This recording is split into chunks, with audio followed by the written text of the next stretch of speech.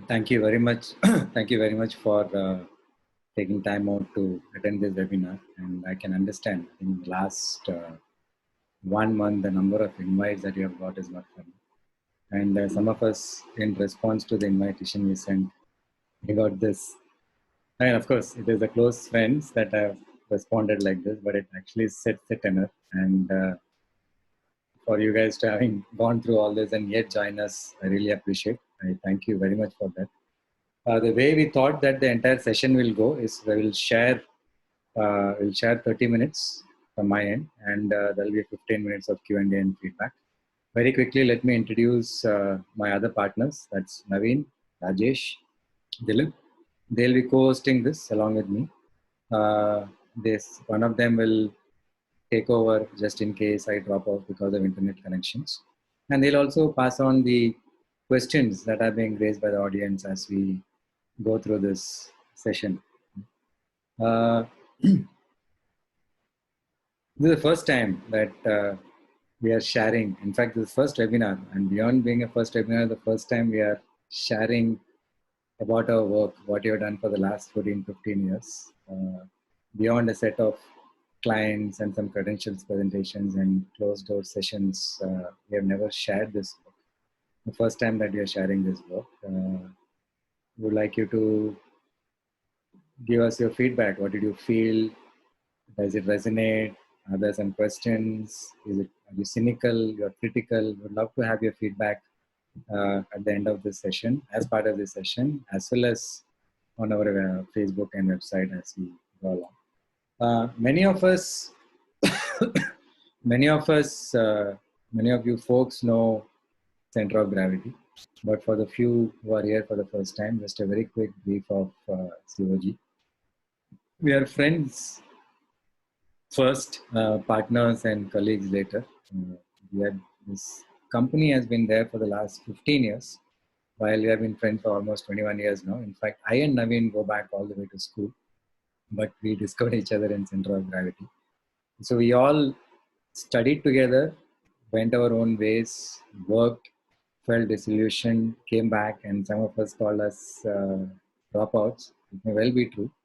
But we said that we should do something which we are passionate about, which we do something that we feel strongly about. We should feel something that we felt did not work in organizations. And during the journey, we have said no to many clients, said no to many categories, and that's the story. So, what is human-centered approach to business and business problems? Let me start this with a story. This was somewhere in 2011. Real estate developer Rustamji approached us.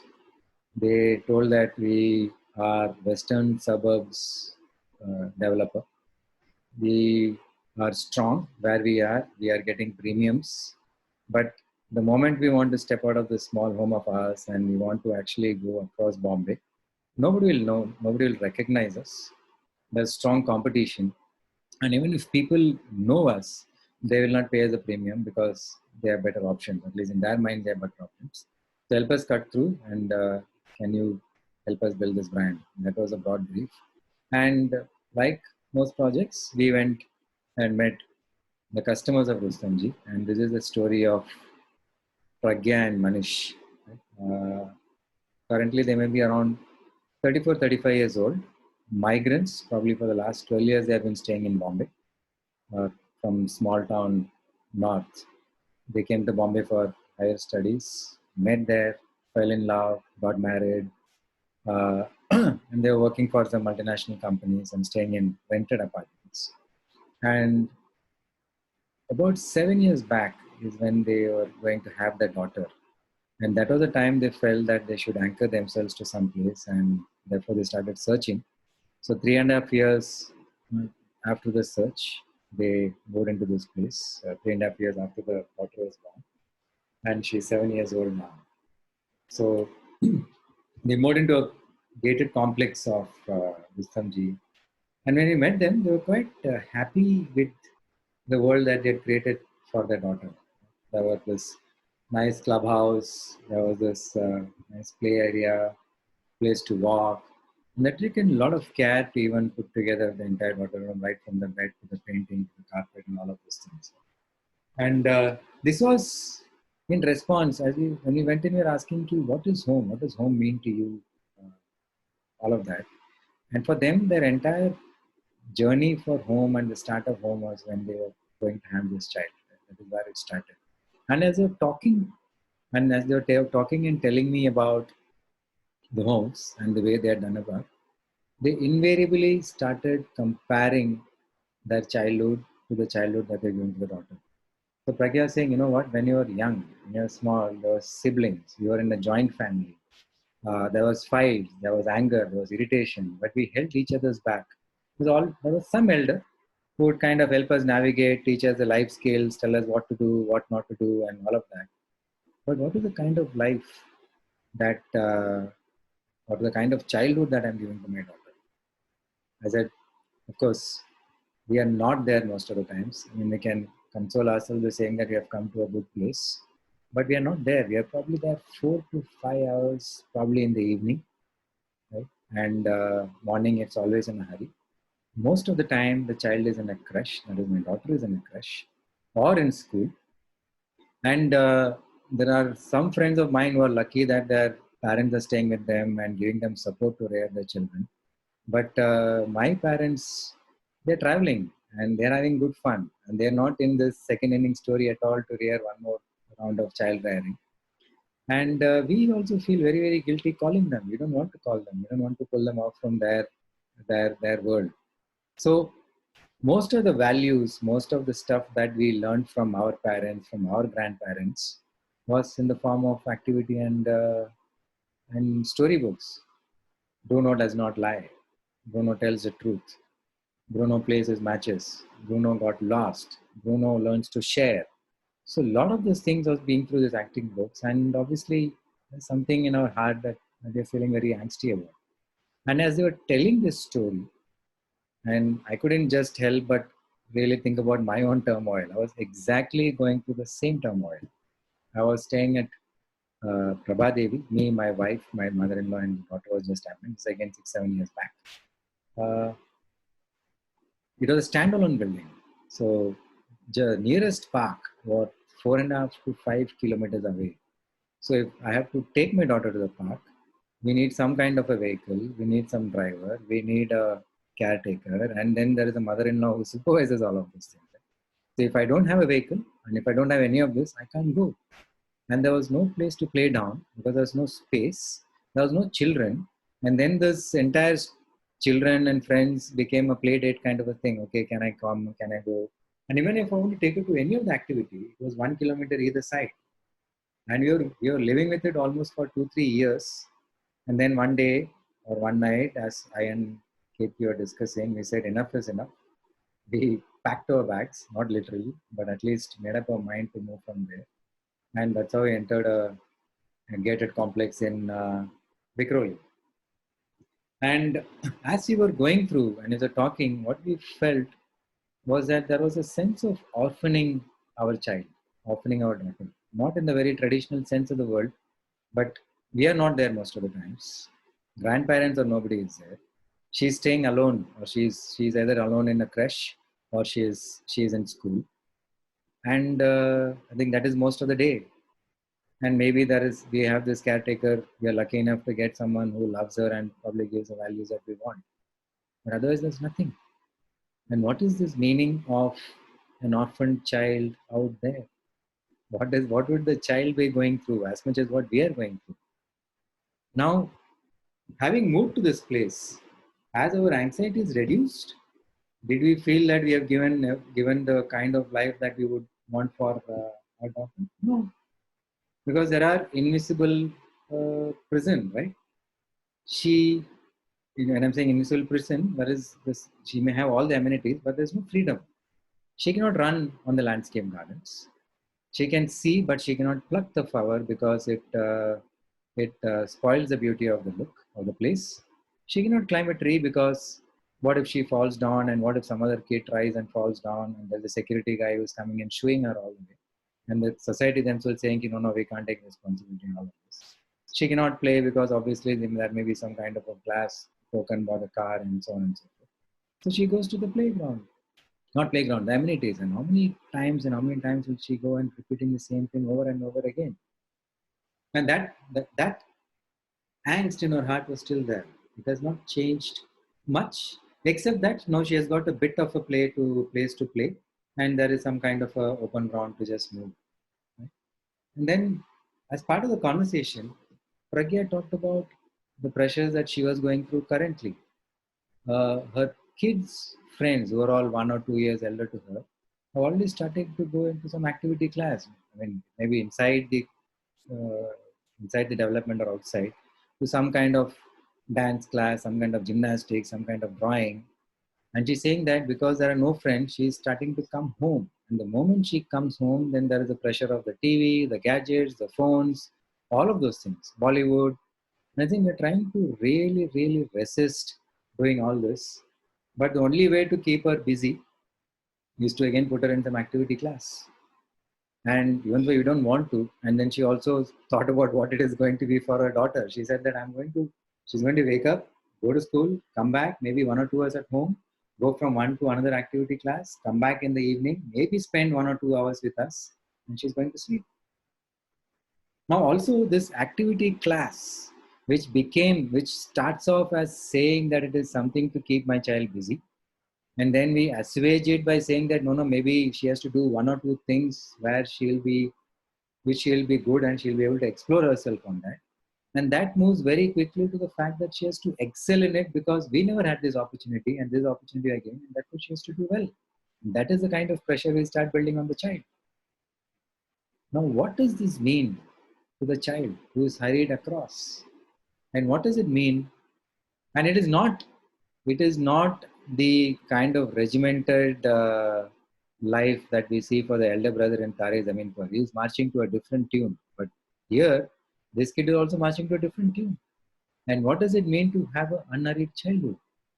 What does it mean for a child to stop? What does it mean for a child to fall, to just run, to just play, to just climb, to explore herself in multiple ways? And hopefully, through all this, she may kind of find a best expression of who she is. She may find a best expression of what she wants to do. What does it mean to give this unhurried childhood to our sons and daughters? Of course, we all do it in our own ways, not that we don't do it. But on hearts in hearts, we know that somewhere there is a pressure to move. And especially in a place like Bombay, especially in a place like Metro, when there is too much of movement and action, how do we pull back? And how do we give that to our sons and daughters? We do it. I'm not saying we don't do it. But in our heart, we know that we are not. Now, there's this gentleman, David Elkin, who wrote a beautiful book on what the hurried child is all about. That the child hurries through childhood, wants to become an adult very quickly, and what is the impact it has on the child as well as the parent. Now, this resonated very powerfully with me, but it also, as part of our work, we also carry our clients along. They also come for this kind of session, kind of conversations. And Baman, who was 39, was again very, very powerfully touched by it. He had two kids, and he had gone through this similar angst in his life. And he's saying, maybe I'm staying in a very good place in Bandra. Maybe I have a retinue of people who would take my kids to the garden and come back. Going from my place to Joggers Park take about 40 minutes. But I won't spend time with my child. My wife may spend some time, but she's also too busy. And it also obviously touched him. Now, the this story, we found an echo with multiple other customers that we met. Echo of this, of course, they would have talked about kitchens, or the hall, or the height of the ceilings and the windows. But pretty much about 60 to 70%, probably 80% of the conversation about what homes mean to them. What are homes? How should homes be? Absolutely hovered around the anxieties of children. There may be 5-10 minutes that was spoken about the rest, the amenities and so on and so on. But this was exactly where their entire mind was. And this one customer spoke about how our children were unempathetic. He said, how do I teach my child empathy? She's saying she shows more empathy towards stuffed dolls and inanimate objects to more than to people or to flora and fauna because she's not getting too many kids. And then one more customer said that the way we are bringing up our child, the way we are pampering them, cocooning them, protecting them, they have become very soft. I don't know how they will learn life skills as they grow up. What are the kind of life skills that they would require to survive? And how do I give this to them? Of course, we'll all, in our own ways, we'll try a lot of things. We'll buy a dog for empathy. We will put the kids, pack them off in a car, take them to a resort, which is a bit more like an adventure resort, put them on some summer boot camp. And a bit more adventurous, we will take them on a trek and assuage ourselves that we are doing our bit. We are teaching them the life skills, we are helping them understand empathy. But heart in hearts, we know that we are not giving them the kind of space, the kind of time, the kind of place for them to actually explore, for them to actually understand who they are, for them to actually find a true expression of who they are. But we live with these compromises, and we always try our best to do all the try our best to give the right kind of things to child. And what is childhood? And what is joyfulness? The entire idea of childhood is joyfulness. How do we allow for this? How do we allow for the child to find its best expression to explore? Now, is there something fundamental that can be done from a real estate perspective, right? Apart from building a better mousetrap of amenities and garden. Of course, I feel moved by it, and therefore maybe I make a garden bigger or introduce few more amenities, which works very well for this thing. Or is it something fundamentally that I can change? No, these are the anxieties. Now, here is what the real estate communication was. This is what real estate was talking about. Mahalakshmi gets a new landmark status. Cozy lounges, relaxed evenings, cup of coffee at 700 feet above the ground. Boss, it doesn't even talk to me. My anxieties are very different. This is a true picture of our amenity of a clubhouse. Think living experience, limited period offer. Door to your dream house open. And here we find this nice guy spreading his hands out, looking into the horizon, and with the swimming pool behind. Boss. And and holiday in Venice. Simply travel by elevator to the podium.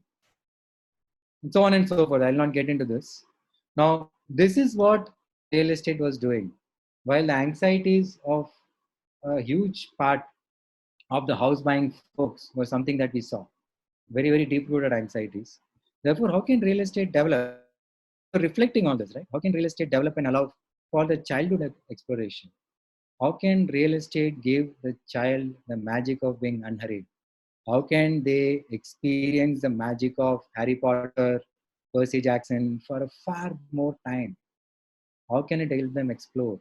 How can it help them uh, find a better or a powerful expression of themselves? So as part of that, we went through multiple areas. We went through Waldorf philosophy of how to bring up children, what is their idea towards education. Of course, we went through Harriet Chilrai. And then we chanced upon this developmental psychologist, Howard Gardner, right? He spoke about that all of us have multiple intelligence. It is not English, it is not mathematics. It is multiple. It is creativity, it is linguistic intelligence, it's spatial intelligence, it's musical intelligence, it is body intelligence, it's kinesthetic intelligence. And if a child explores all of this, she'll find a good expression of herself, his or her more expression of herself. But because of the way the society, because of the way the system, because of the way the education is, because of the way the real estate is built, most of it gets dropped out. And even though you will see a lot of real estate ads and a lot of schools talk about multiple stuff, it is just not there. And many of us may find our own antidotes to it. Many of us may send our child to business international schools, feeling that many of this will get answered. Some of us will send it to a alternate education like Waldorf. But heart in hearts, we know that the child is not exploring, that we are not giving our child the right time, space, place, energy to do that. Therefore, we said that is it possible for Rustamji to anchor themselves on this? And in that case, what happens to the entire development? So it's almost a 360 degrees turn of not just the amenities. It's about the entire construction aligning itself to develop on this, to deliver on this, right? Therefore, you are briefing the architect. So we actually briefed, went back to Rustomji architects and briefed them if it has to be child-centric. We said, do not think from inside out. Do not think about, I'm going to build this square feet home with this kitchen and bathroom, but think from outside in. How should the amenities be? If it is about the magic of childhood, how should the manicured gardens be? How should the manicured gardens give way to? Right? Will it be that, or will it be a very beautiful number of trees around which children can play hide and seek, climb, the nooks and crannies, secret hiding places, tree houses? Will it be a swimming pool or will it be something else? Right? What is the role of, when in that context, how do we bring in National Geographic here, right? What are the kind of things that we can do there? How do we bring in a part of Walt Disney into the construction? So on and so therefore, looking at one from amenities and then going into the actual elevations. How should the sensors be in the lift? How should the kitchens be? What kind of colors? What should be the corners? What should the wash basin be? So on and so forth. So the entire construction by itself revolving around this child rather than just adding a few more amenities and garden space. And therefore, we briefed the architects on what it should be. Then we actually worked with the child specialist, not the child specialist in the humanities term, but she was a specialist who actually spent time with understanding how children play, how it interacts with things, colors, so on and so forth. And we traveled with it to find what are the kind of elements that we can bring back as amenities into the construction, into the development, right? And we brought it all alive under the Leon's World umbrella. So all kinds of children's activities, all kinds of children's work were done on this Leon's World. An experience center getting created, and in fact we briefed Ratan Batley Boy on that. A complete experience center on what should happen when somebody walks in with their child. How will you actually pitch your development to them? Are you going to pitch about the world-class swimming pools and Olympic-sized golf courses? Or are you going to them, that is all by the by? Of course, the elevators will open in your house. But this is all about your child. And therefore, when you come with the child, what happens to the child when the parents are hearing the sales pitch, right? So the entire experience center was thought of like that. And then we said that all of this, and part of it was communication. Right? And then we're saying if it is communication, what do we show? If you want to evoke that spirit of childhood, if you want to evoke the magic of childhood, will you show just children running and playing and falling, or the cliched families looking into the cameras, or we'll show some amenities which are very child-centric? Then there's the agency that we're working with, Prashant Godbole. He had a very interesting thing. He said that why can't, instead of showing all of this, let us show illustrations, let us show cartoons. And it does two things, obviously. One, it suspends your disbelief and you don't question much. But more importantly, it takes us back to our own childhood and anchors it very, very differently, right?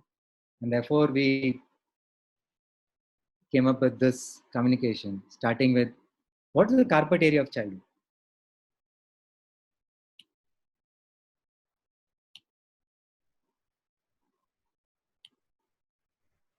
Life shouldn't be lived in square feet. Now, these are all intelligent lines, but at this point of time, you don't connect to it like that, right? Ask yourself this: how many great stories start? Remember the time we were at the mall, because there is no other place to go.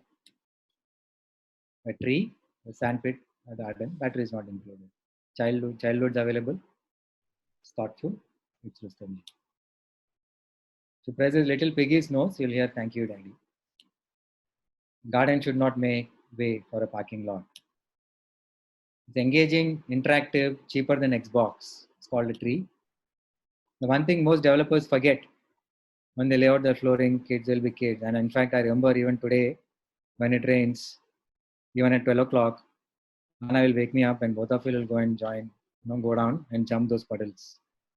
Something nice. That is something that gets connected. Remember growing up with trees, gardens, playgrounds, and a pet caterpillar. Shouldn't your kids? They started becoming more cheeky. Wanted 12th man, dad willing to make lemonade. So two things happened here. One, obviously, this cut through. More importantly, there were no category cliches. When you're saying category cliches, it is something that the category always does when it shows some kind of communication. So typically, a real estate category cliche will be showing happy family, smiling family, elevations, the kind of building, the kind of amenities, uh, the cost per square foot, what kind of place it is available at, what is the kind of discount, offers, all of those. But we stayed away from them. Now, these are all by the by.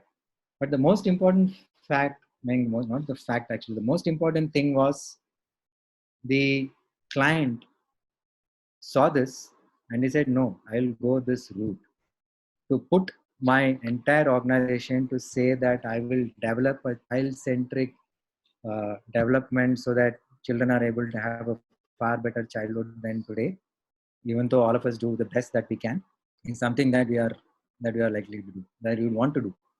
There was no selling there. And then, of course, when that was happened, all of these things fell through like that, fell in like that. Right? And results, they were able to push up premiums in new areas. That is what they wanted. Of course, this was somewhere in 2000 level, and there was surely a depression that was starting to happen in the real estate area. But they held on to premium for a longer time. Right? And of course, we went on to work with one more real estate firm, but that was the only time where we worked with a competing firm. But at that time, we had moved out of Rustomjee. As he worked, the only other brand that people spoke probably more positively was Rustomjee, apart from Lodha, which actually communicated at that time. And it also facilitated their movement to South Bombay, right, where real estate costs are high, and probably today they're selling better than other folks there. That's what we feel, but we have not. And of course, some numbers that went through. We don't have a tree to this, but after the communication broke through, the kind of walk-ins and the number of bookings went up rapidly over a period of 3 to 4 months. Now, this is the way we approach our work. This is the way we feel very strongly. We go to the market, we have conversations, we pull a certain strand where people focus more on, and then we go back and reflect and look at what are the kind of things that actually, what are they trying to say but they are not able to say, and that we go through, and that we are able to understand it either through experts or through certain frameworks. And in this case, as we went more and more in this area, frameworks moved to humanities, anthropology, mythology, music, and all of those. And we started understanding more and more from those areas like Howard Gardner, like Waldorf, like Harriet Child, all of those. And inspiration started coming from movies. But organizations don't engage very easily with this kind of this kind of world. It's very soft. Many of them feel it is very soft, namby-pamby, very emotional. It's very feelings based. Of course, it's anecdotal. It is very abstract. But finally, what we know, having done this work again and again for 14 to 15 years, is that it has yielded powerful, sustainable business results. Right? Our roster of clients is still very small for a 15-year-old company. That is because the same clients keep coming back to us with a more nuanced brief, with a more complex brief. Right? That is one part of it.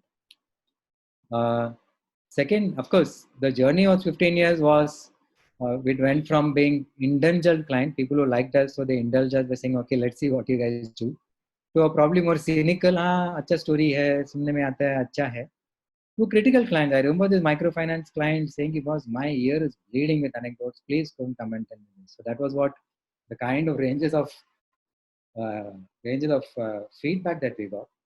But 15 years later, we are more and more convinced that this is a very powerful way and a very, very alternate way to come to business strategy, right? What it does, more importantly than anything else, is that it creates a very powerful connection of the organization to its customers. That I'm able to see and feel what the customers are going through, and therefore I know why I'm serving them. And and the other part, and because I know that, it actually aligns the entire organization and rallies it around that customer. And that is a very, very powerful output, which does not happen through any other method uh, like models and so on and so on, all of those things. Now, so very quickly, there are multiple principles that we use and which we have gleaned out in the last 15 years that we worked. But I'll share a couple of them with you. The first one, obviously, is what you heard through the story of uh, Manish and Pragya and subsequently the other folks about who they are. We always focus on who they are as people, as human beings, what drives them, what is their motivations, what are their dreams, what are their anxieties, what are their hopes, what are their fears, what are their ambitions. For us, this part is the most critical part. I mean, in many cases, this becomes almost like a icebreaker. The 5 minutes of initial starting of the conversation is all this. But for us, this is 45 to 50 minutes. Many times we do conversation, we may not even talk about the category and the client. We just understand them because we feel that if we understand them deeply, we understand their past, we understand their anxieties, we'll pretty much know the direction, the differentiator for themselves, for the organization. What is it that they will, how will they behave? We'll be able to predict their behaviors a bit better. Like what we did in Rustomji, we understood their anxieties. Of course, is real estate only about children? No, it is about status also. It is about other parts also. It is about the space. It is about nature. It could be any of those things. And in fact, when we actually went in, we had multiple things like can it revolve around home automation? Can we revolve around nature? Can it revolve around status? But none of the conversation that this had, where the depth of angst that you felt was far more in this children's story. And it's also because of the life stage. I mean, when you've grown up, the life stage changes and therefore status, all those things kicking. But for this set of folks, this is what it was. And then we move on to relationship with category. And of course, that is when they naturally move on. So as part of the conversation, yeah, they'll say, this kitchen maybe something should have been done here, or the ceiling height should have been a bit better, or I need cross ventilation. It is something that comes as part of their conversation, kindled by them, and then obviously motivation barriers, compromises, and therefore what is very, very unique to that particular brand or organization. But in terms of weightage, our weightage is always to the left. Maybe it's 60-40, maybe it's 70-30, right? Because if you understand them deeply, like what you saw of Rustomji, you see certain patterns, and that patterns actually dictate where the brand can go. So you go to the market, we look at a set of customers, you understand them deeply through life scripts. As you understand them, they actually fall into 3 or 4 broad patterns. Here it most often fell into the pattern of childhood, but there could be multiple 3 or 4 patterns that they fall into. And for each customer or each set of customers, you could evolve a very powerful strategy. And many times it could be something that actually cuts across them also. So the left and the right. And then once you understand the left and once you understand the right, you will have programs, processes put in place, you will have the experience, and you'll do the communication. And having done this, you form a very unique brand. You develop a unique brand. Of course, you get loyalty. Of course, you have pride. Of course, you have profitability. And of course, you have growth. But where it comes from is from the left and not from the right. Because there are a lot of people who are doing it on the right. They'll directly understand about category. There are methodologies like factor analysis, cluster analysis. You have models that kind of work, brand builders, business, a lot of things that happen in that area. But that does not give you the deep motivation that is required to powerfully place a business or a brand in consumers' mind. So that is life script, the first one. The second one we normally use is brand personality.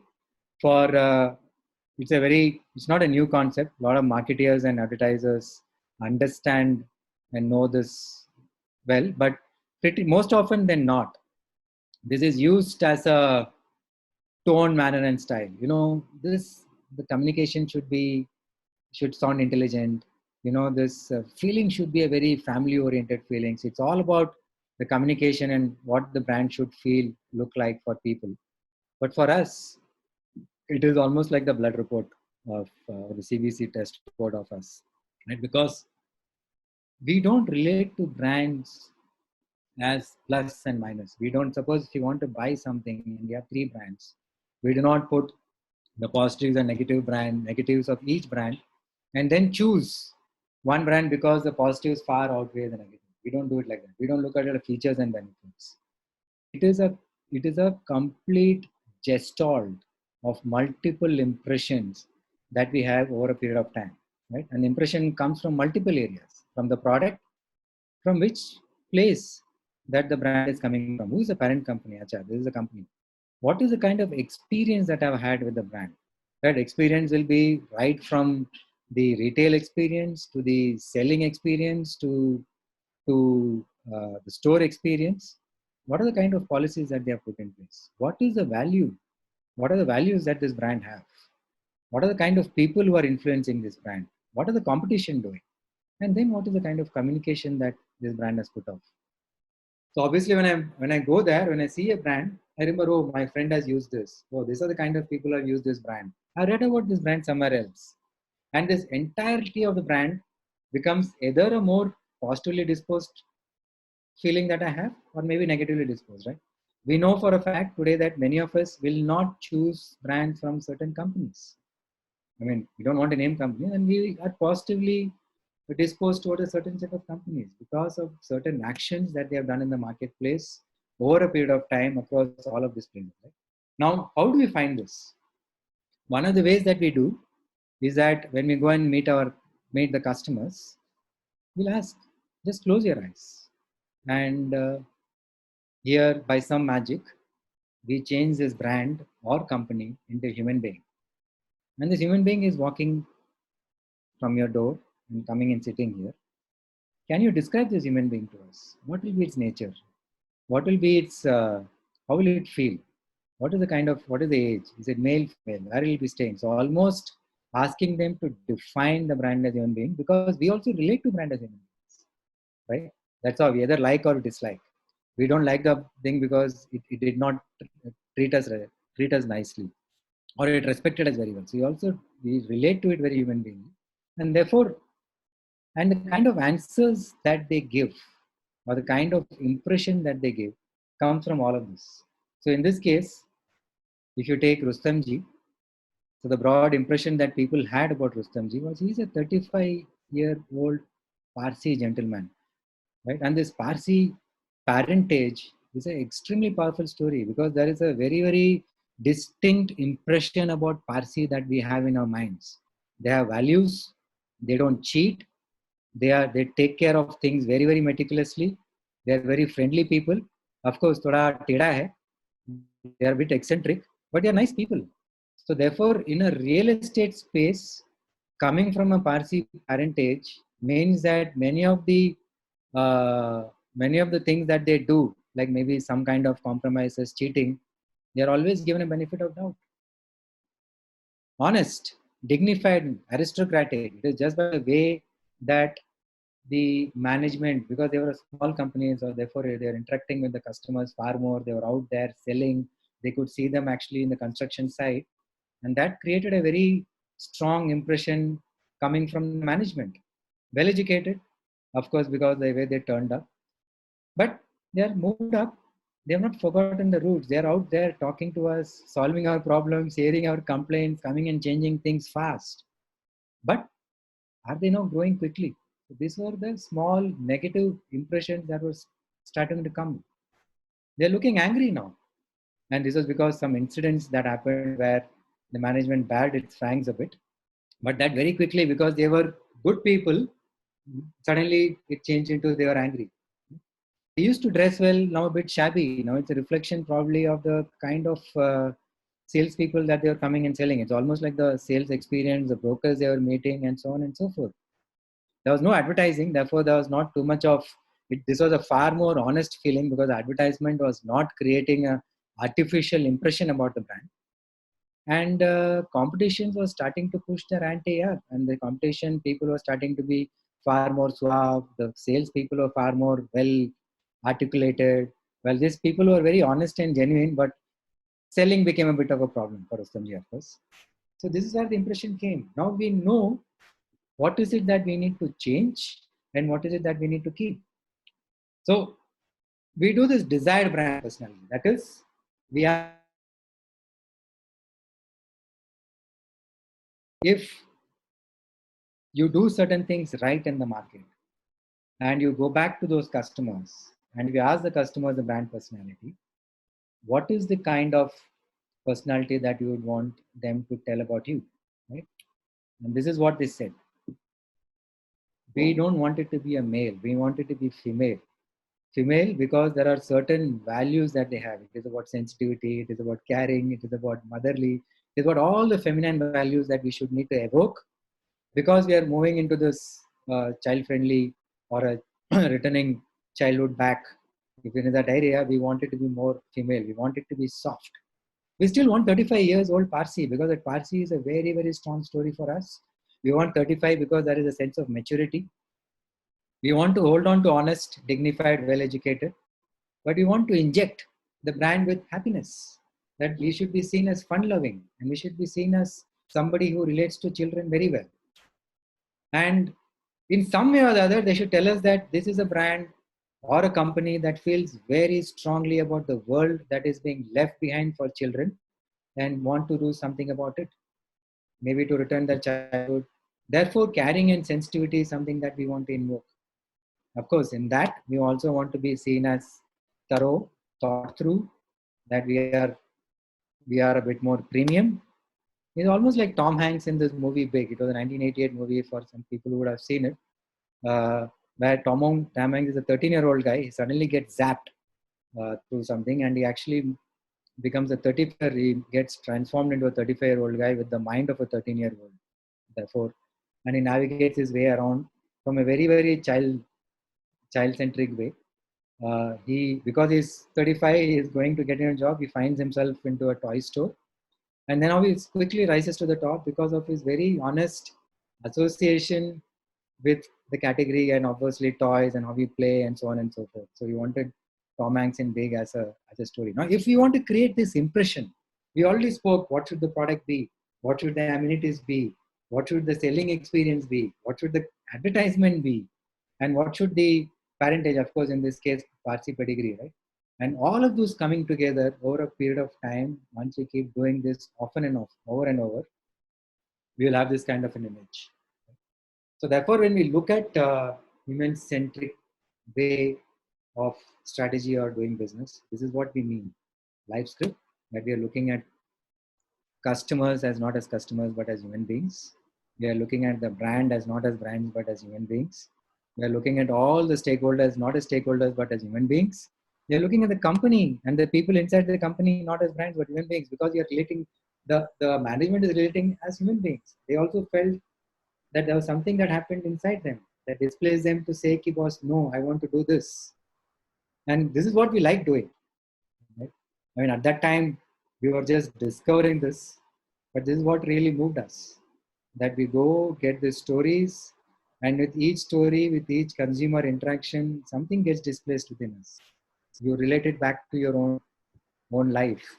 And every story that we hear, and for across not just categories, across all categories, it does something to us. And it is something to the client who's coming with us. And therefore, the way they relate to the brand, the way they relate to the category, the way they relate to the company changes very, very powerfully. So no wonder that, and we feel very strongly, and that is what happened in the last 15 years, that it was not just branding or marketing.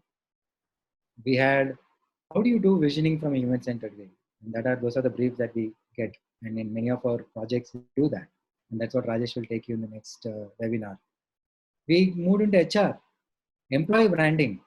How do you actually do employee branding? How do you understand employees? How do you actually do the organizational turnover for an HR through human-related, human lens, human-centric lens? Gender diversity, commodity to brands, product to service. So we got multiple, it almost touches each and every part of the organization. It is not just touching each and every part of the organization. The roster of clients, we have right from decor to apparel to microfinance to cements to chemicals to bathroom to IT to real estate to BPOs. All of them look through this human-centric lens. And of course, in the start, there was this small doubt, but as we moved over a period of 15 years, we feel that it's an extremely strong, powerful way to differentiate ourselves. And now, where is this power coming from? Where do you feel this strength? Is that most organizations, when they began, right, just it was a marketplace that, like Rustam ji, they were out there being very, very closely listening to customers, hearing them, quickly turning the products around, talking to them. But as they become bigger and bigger, there is fragmentation, right? You have departments taking care of managing customers. It's not even listening to customers. It's about managing customers. And then obviously in the entire interdepartmental fragmentation, the customer is lost. So the sales guys will say, "अरे यार marketing तो मेरे को दिया नहीं है ये सब." The agency will say, "marketing ने मेरे को कुछ बोला नहीं है ये." The HR will say that, "Wow, this kind of people are not right for this kind of company who can sell this kind of stuff." If you look at logistics, the marketing guys will say, "Boss, dealer को बोलेगा कि logistics वाला का problem था." So there is a fragmentation that is starting to happen, and customers' voice is lost. That is one part of it. Right? The second part is that more and the general comfort that organizations have with numbers. That is one. Numbers also fine because that gives a sense of confidence and control. But when I'm saying customers, it is people like us. We get reduced to SCC variables, SCC A1 plus. We get reduced to words like target. We get words used like profile, right? These are the kind of words that gets used. And over a period of time, we are just a small dot in a pie chart. We are or in a line bar, and we are just numbers in Excel sheets. And that actually riled us very, very strongly. Because this is not who we are. This is not who your customers are. Your entire raison d'etre is your customers. And they don't have even our voice. And we felt that and we should be the strong voice, not just for the marketing, but in the boardroom. That it should move from Excel sheets to listening to the voice of customers and actually getting the entire organizations to revolve around this one customer, people like us. And that is where we netted out, right? And of course, in this 15 years, we also reflected. And in this 15 years, the world has changed. And then there is this question of was Ajkal AI, and that's what you read, right? I mean, you read about AIs starting to know you far better than anybody else, that it will know, understand your algorithms, that will understand your sexual preferences before you do. It will understand your political leniences before you do. It will understand the kind of job profile and the kind of partners that you want to choose before you do. And they'll dish out all this kind of stuff. And then the question is, does this stand, is it of values to brands who feel that they can have algorithms to run things? And it's equally valid. I mean, why would Amazon want us? Why would a running loyalty program want us? And of course, they have come to us. The reason that what we feel is that, like what Yuval Noah Harari said, right, is that as much as there is a pull in the direction of machine learning, AI, and all of those things, there is a return to humanness, human centricity, because one has to write that algorithm, which has to be a human being. But secondly, a lot of this philosophical, lot of this ethical debates that were there. He was giving the example of a self-driven car, right? About 20 years back, the ethical question was, you are going in a car, you are with your family, there is somebody is right in front of you. Now you have two choices. I hit that family and injure them, maybe seriously, or I swerve and injure my family. What choice will I take? Now this has become a reality in self-driven cars. Somebody, a human being, has to write that algorithm and has to take a call as to who will be safe. So obviously, the more and more it moves towards that area, the more and more humanness will start coming in.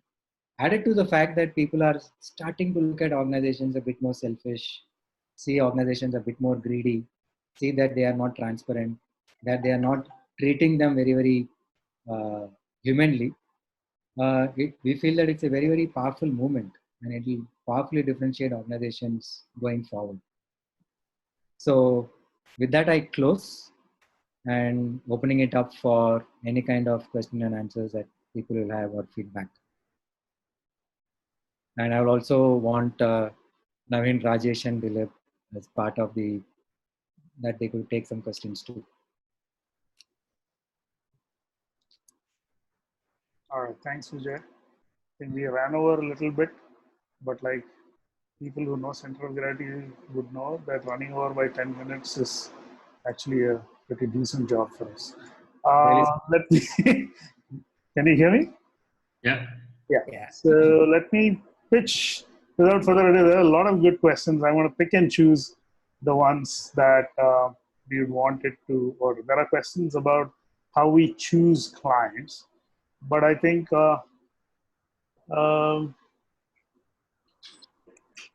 there's one that is particularly about this category. I think maybe we get this one. It says, Subhash Franklin asks, positioning is good, no doubt. I'm assuming he's talking about the Rustomjee work.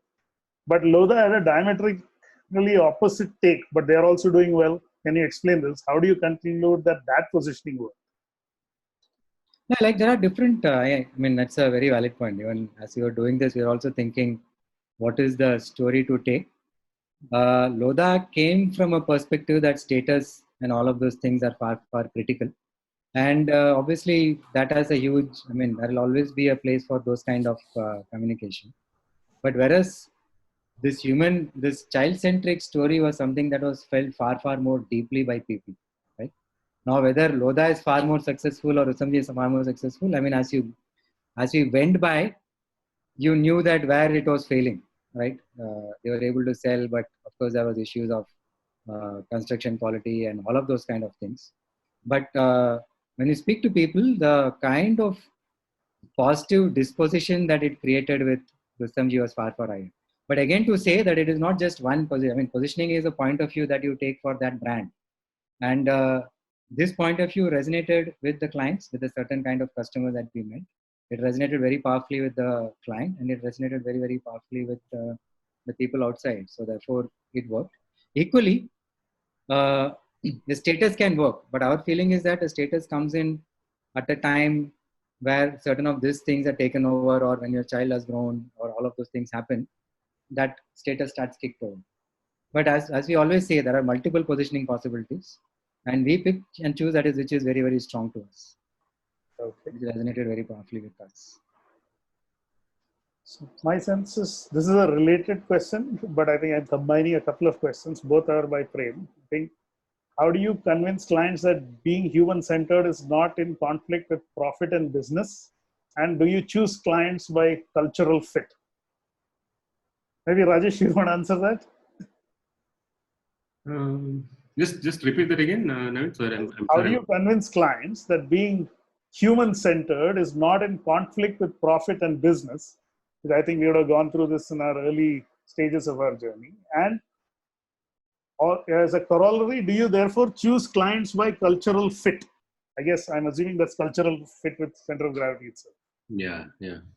I'm sure along the way, we have picked up the clients who resonate better with our philosophy. In any case, that's a part of the conversations that we have during the proposal stage, where we clearly, rather than tell what is the outputs we give to the client, we always ask the client to judge us by the philosophy with which we approach the output. Virtually every consulting company or great planners like Prem, for example, I mean, each of us have our ways of doing our work, right? And we all finally give the outputs like purpose and positioning and personality. We always ask clients to judge us on whether they resonate with our philosophy. That's the answer to the second question. The answer to the first question on whether it makes business sense, I think, I remember the story of the work. In fact, I think somebody from Prem's organization is a part of this work as well, and Tulsi as well, who's on this call today. We're doing work for one of the brands in the lubricant space, Castrol, in fact, to name the client. And we tell the story of like a trucker. Normally, if you think of the story of a trucker, they actually, the brief was that, sorry, this may go a little longer than planned, but anyway, I might as well tell it now that the question has been asked. The brief was that how does Castrol relate strongly to retail truckers? So there are institutional truckers and there are retail truckers. Retail truckers are a large part of India. People have the 1, 2, 3, 4 trucks. And the question is, how do you get greater loyalty and therefore better business and premiums from the retail trucker? That is the brief, loosely put. Now, as we went down the path, and pretty much in the same lines that we were just talking about, we went down the path of understanding the trucker and their lives rather than understanding how they buy lubricants and how they buy gear oil and grease and coolants and so on. And through the journey, we came to understand that a trucker typically has got there's a very typical journey that a trucker goes through. A trucker normally is a migrant person from some small town, rural India. He when he's about 12, 13, 14 years old, he has a scrap with his father. The father slaps him twice. He tells his father, get lost, and he leaves his village and he comes to some random place in some city. First few years of his life, first few months of his life after he runs away from his village, he suffers through his life. Maybe he's working at a mandi in Yeshwanthpur or Transport Nagar in Pune or some such dirty, horrible place. He goes through a really, really rough period of existence. And very often these guys may actually go back to their village. Again, they're there for a while. Again, they get into some conflict with their father or mother or somebody. Eventually, they leave life for good. They come to the city. Once they come to the city, there's a period of 4 or 5 years when they go through the real worst part of human existence. They are working in horrible conditions. Most of them that we meet have scars across their face. They got into bootlegging. They got into all kinds of troubles.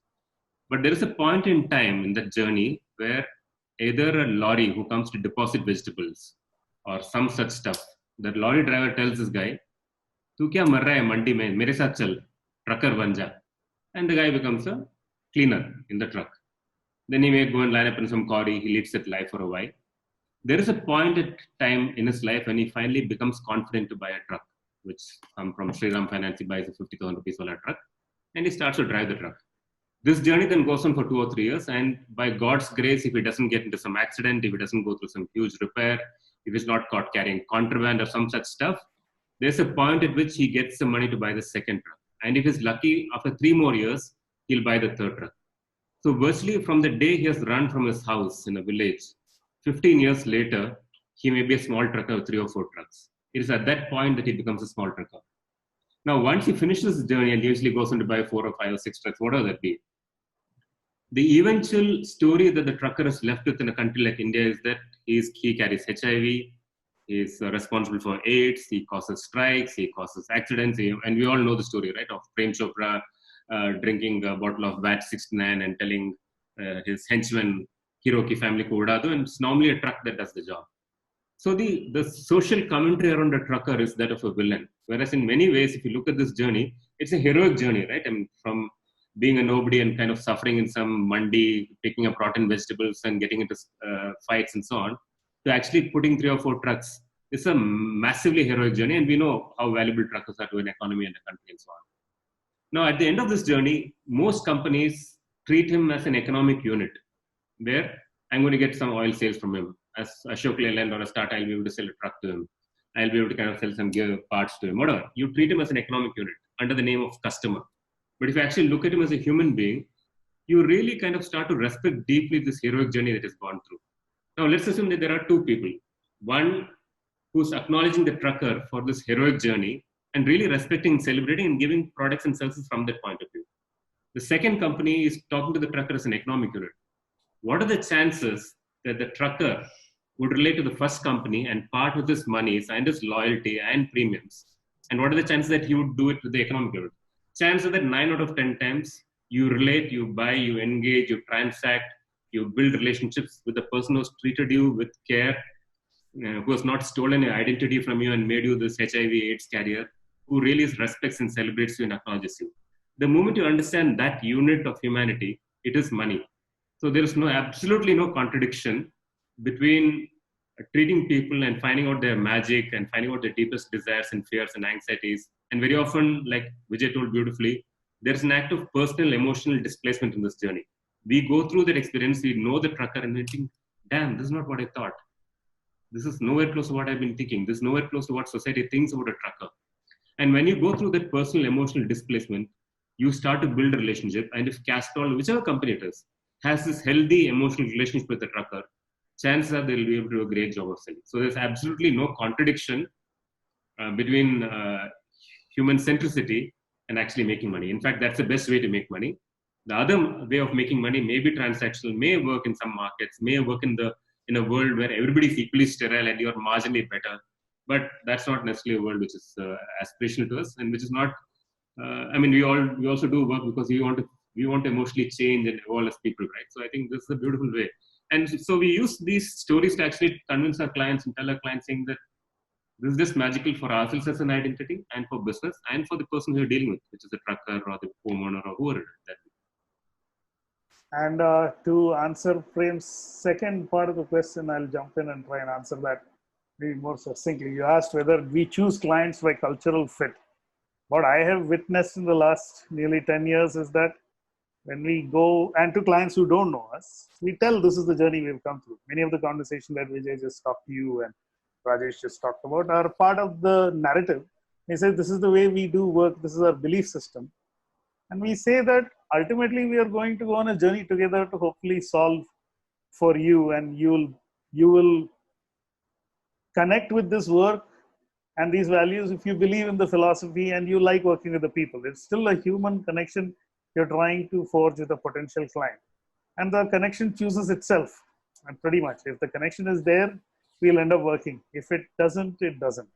So I don't think we are choosing for fit as much as the fit naturally comes up as part of the narrative. That's been my observation. Okay, we are losing panelists because we have gone over time significantly. Thank you for the guys who are still around. I know it's a work day. Some of the other questions we'll try and answer offline as best as we can, or at least we put it in a Q&A and then answer it. I think that's the best way of addressing it. What do you guys feel? Yeah, I think on people's time. Thank you everyone for joining. This was our first webinar, so not only the comments and the questions on the content, but please also give us feedback if you have a little bit of time, either in the chat or in the Q&A somewhere. Just tell us what we should be doing more often, what we should be doing less. That will really help. Thank you everybody for joining. Thank you very much, and apologies for overshooting. Thank you. Bye. Thanks a lot. Thank you.